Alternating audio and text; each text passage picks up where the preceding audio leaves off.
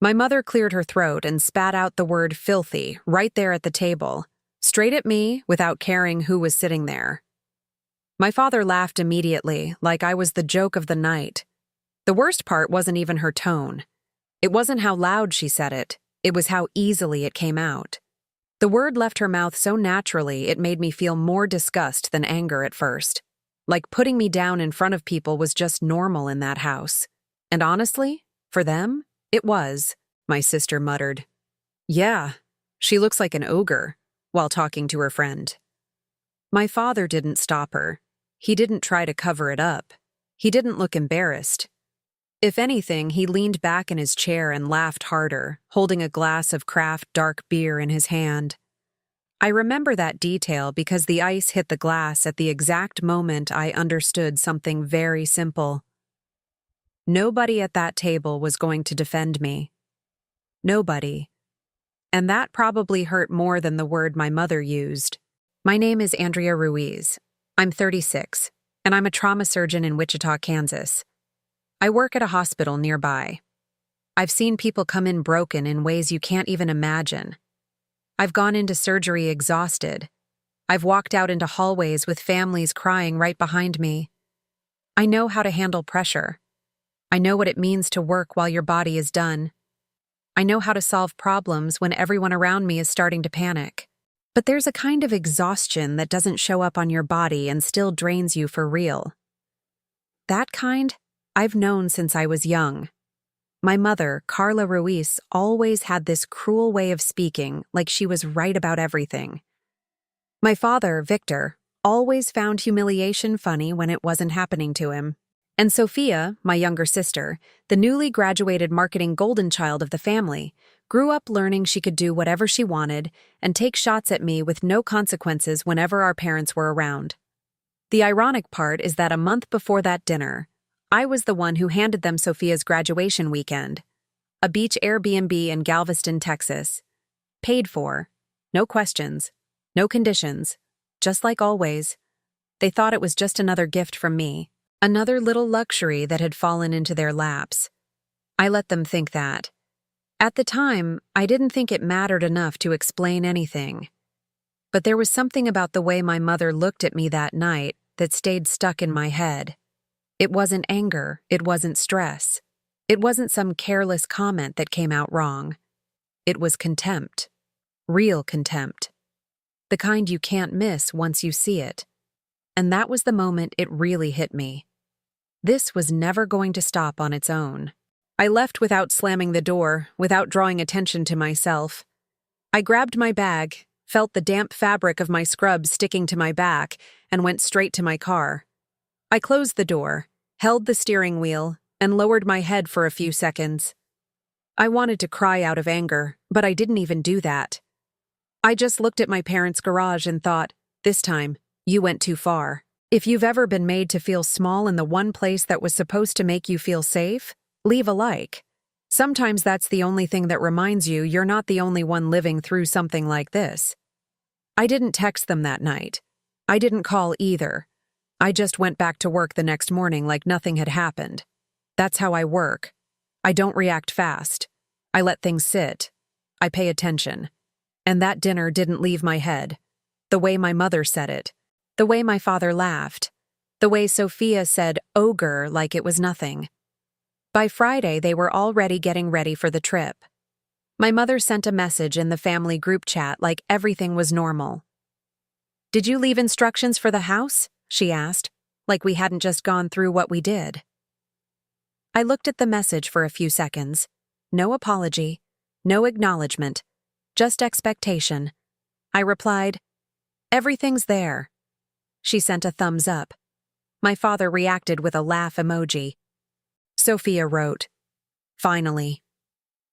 That was it. And something about that shifted things for me. It wasn't just disrespect. They expected it. They expected to treat me like that and still enjoy whatever I gave them after. My hands stayed tight on the wheel as I drove home that night, replaying my father's laugh in my head. It stuck there, heavier than the word filthy itself. Saturday morning, I was back at the hospital. Trauma unit full. no brakes.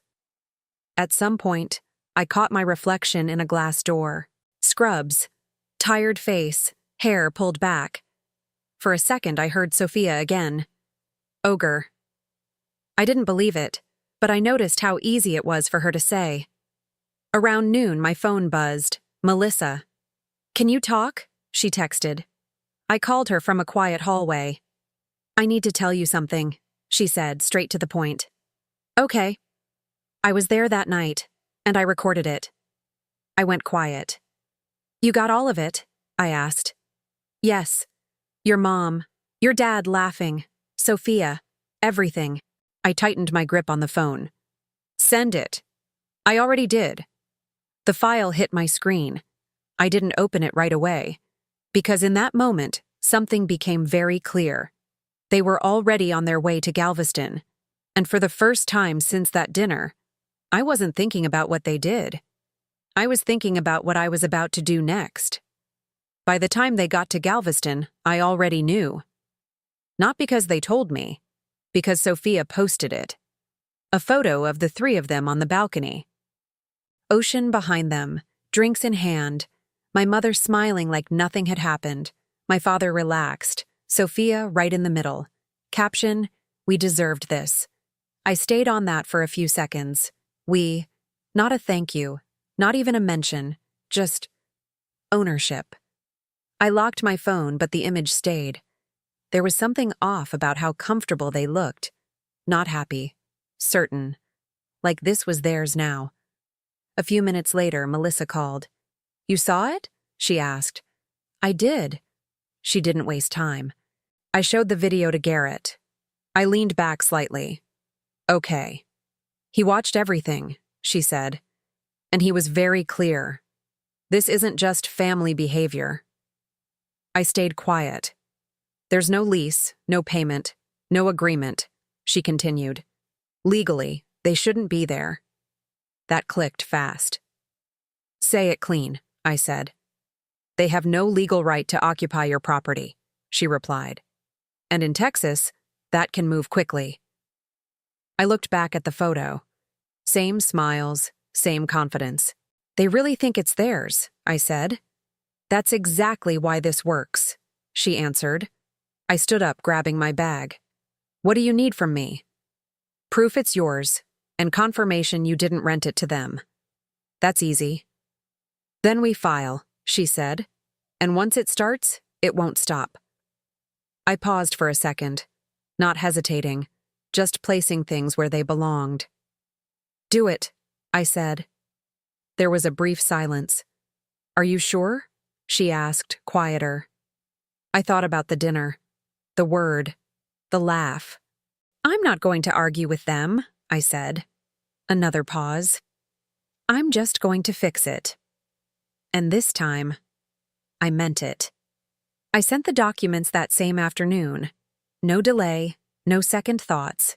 The deed, the registration, every page tied to that house was in my name. Clean and simple. I forwarded everything to Melissa, and a few minutes later she confirmed Garrett had it. That was the part I liked most. Facts. No emotion to argue with. No room for interpretation. Just proof.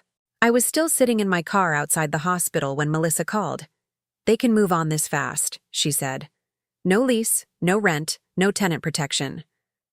I looked through the windshield, still holding my keys in my hand. Good. She went quiet for a second, maybe expecting more from me. But there wasn't much else to say. I had spent enough time being humiliated. I wasn't interested in turning this into a family debate. I was interested in ending it. The next morning, Sophia kept posting from Galveston like she was documenting a victory. The balcony, the kitchen, the beach, my mother smiling in the background, my father looking perfectly comfortable, all of them moving through that house like they belonged there. One video caught my attention more than the others. My mother was opening cabinets and drawers, looking around with that same expression she used to have in stores when she thought something was beneath her but still wanted it. That stayed with me. Not curiosity, not gratitude, possession. By noon, Melissa texted me. They've been served. I read that twice. No celebration, no rush in my chest, just a deep, steady feeling that things were finally moving in the right direction. A few minutes later, Sophia called. I let it ring once before I answered. Her voice came in sharp, already annoyed, asking what the notice meant and why someone had shown up at the property. I kept my tone even and told her it meant exactly what it said. After that, my father got on the phone. Then my mother. Same pattern. Different voices. Confusion first. Then outrage. Then that familiar attempt to turn everything back on me. Like I was the one creating the problem instead of finally responding to it. I didn't argue. I didn't explain much either. I just made one thing clear. They had no right to be in my house. And for the first time since that dinner, they had to sit with the fact that I meant it. They didn't leave. Not that day. Not the next one either. Instead, they acted like the notice didn't matter.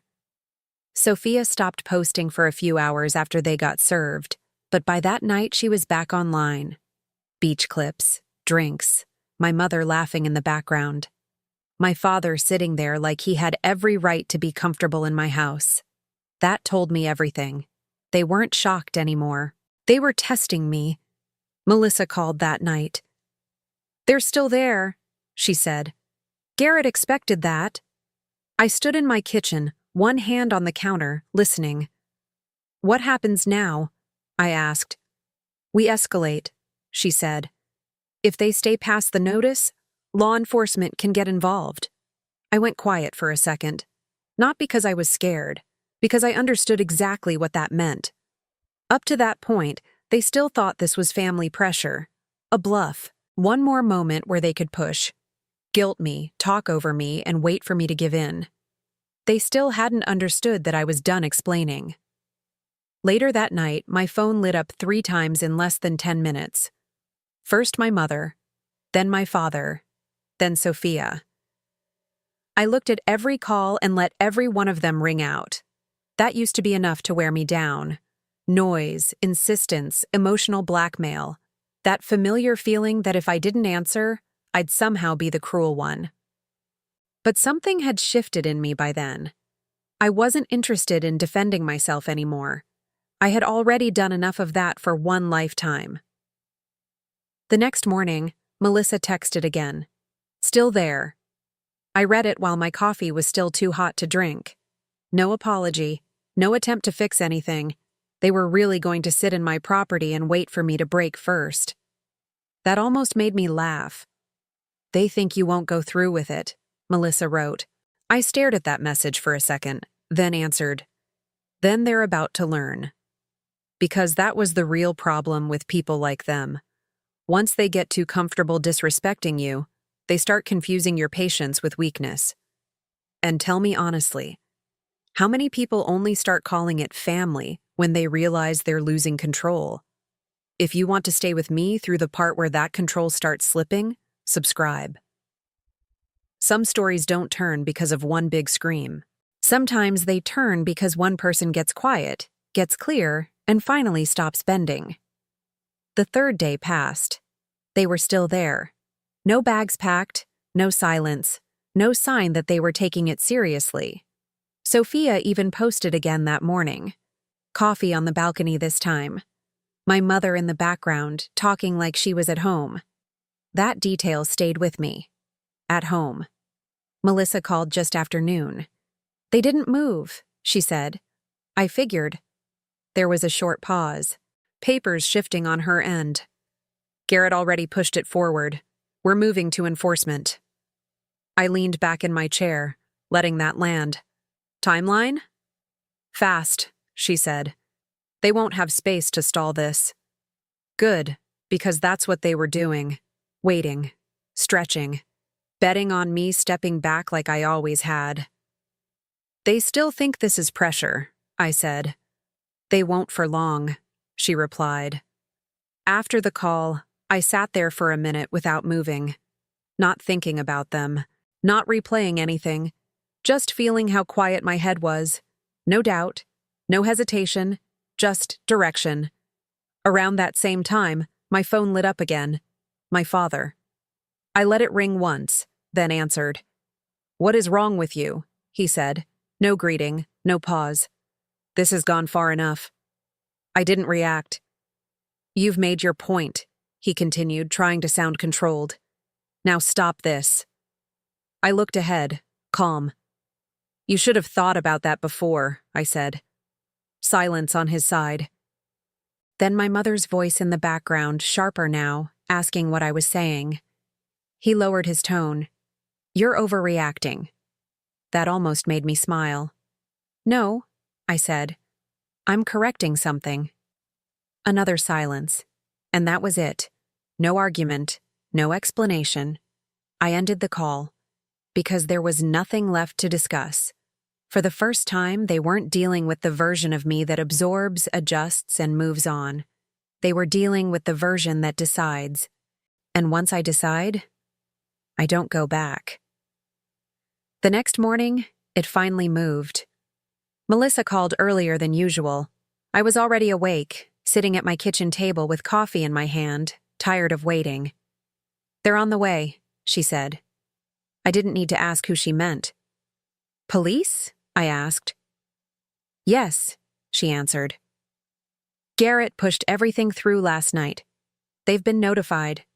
This is enforcement now." I looked down at my coffee for a second and felt something settle in me. Not relief. Not excitement. Just that cold, steady feeling that comes when something finally moves out of emotion and into consequence. "Okay," I said. Melissa went quiet for a moment. Then she asked, "How are you feeling?" I leaned back in the chair and looked toward the window. "Clear," I said, because that was the truth. I had already done the emotional part. I had already stood there at that table, already heard my mother call me filthy, already listened to my father laugh, already watched Sophia pile on because she knew she could. By then, none of this felt dramatic anymore. It felt overdue. About an hour later, my phone started buzzing. First Sophia, then my mother, then my father. I looked at the screen and let all 3 calls ring out. A minute later, Melissa texted me a video someone nearby had sent her. I opened it. The front door of the house. 2 officers standing there. My father trying to talk over them with that same tone he always used when he thought confidence could fix everything. My mother behind him, angry now, not confused. Sophia pacing with her phone in her hand like being loud could still change the outcome. I watched for a few seconds. Long enough to see the shift. That moment when people like them realize the room is no longer built around what they want. When charm stops working. When outrage stops working. When family stops meaning access. I paused the video and set my phone down, because I already knew how it ended. They were going to walk out of my house with bags in their hands and no control over the scene. And for the first time in a very long time, they were the ones being forced to adjust, not me. By the afternoon, they were out. Not quietly, from what Melissa told me. My father argued until the end, like volume could still fix it. My mother kept saying there had to be some mistake, that this was family, that people would get the wrong idea. Sophia, apparently, was the one most worried about who was filming. That didn't surprise me. Melissa called when it was over. "They're gone," she said. I leaned back in my chair and closed my eyes for a second. "All of them?" "Yes. Bags, boxes, all of it. They had to clear out." I let that sit. Not because I was emotional, just because there's a strange feeling when something you've tolerated for years finally hits a wall. It doesn't feel dramatic. It feels quiet. "Any damage?" I asked. "A few things out of place. Nothing major," she said. "But Garrett wants everything documented." "Of course he does." Then her tone shifted. "There were neighbors outside," she said. "Some of them were recording." I looked down at my hand on the table. Of course they were. That was the part my mother would hate most. Not losing access. Being seen. Later that evening, Garrett called me himself. Calm, professional, direct. "We should move forward," he said. You have the recording, unlawful occupancy, and public removal. That gives us enough. What do you need from me? I asked. A timeline, screenshots, any messages that show they assumed access, and a written statement while it's still fresh. I'll send it tonight. Good. Keep it factual. That almost made me smile. After the call, I opened the family group chat. No apology, just 3 messages waiting for me. My mother, you went too far. My father, this is embarrassing. Sophia, hope it was worth it. I read all 3. Then I put my phone down, because now there were records. And records don't laugh, twist things, or pretend not to remember. I sent everything that night. The timeline, the screenshots, the group chat. Sophia's post with that caption still sitting there like proof of how comfortable they felt inside something that was never theirs. I wrote my statement the same way I handle charts after a long shift. Clear, clean, no extra emotion. Just facts in order. Garrett replied the next morning. Got it. This helps. That was enough for me. By then, my parents had stopped calling, but silence from people like them never means peace. It usually means they're regrouping, rewriting, looking for a way to twist the story so they still come out looking hurt. I didn't have to wait long. Around noon, Melissa sent me a screenshot from Facebook.